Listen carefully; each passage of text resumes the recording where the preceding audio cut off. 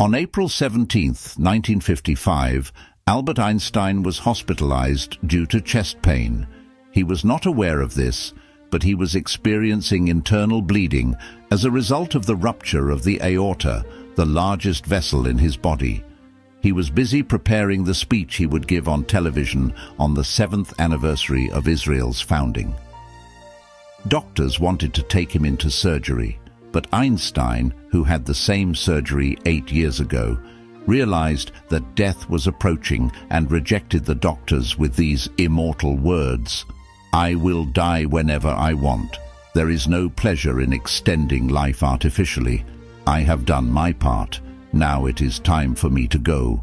Graceful, I'll go somehow."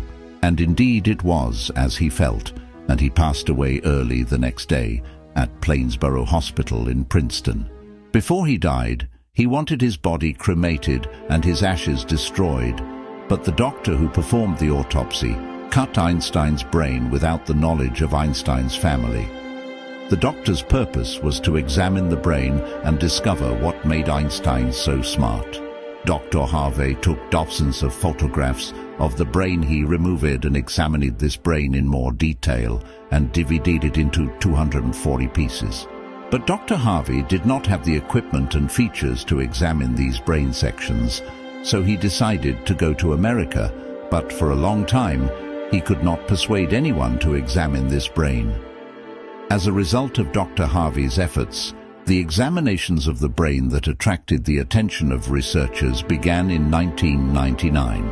As a result of the examinations, surprising findings coincided with these findings. Einstein's brain was smaller in volume than a normal person's brain, and some parts of Einstein's brain were more developed than normal.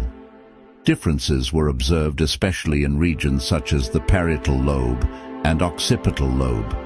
Finally, it has been determined that there are more connections in the brain of the individual, which speeds up thought processes and increases the ability to process information.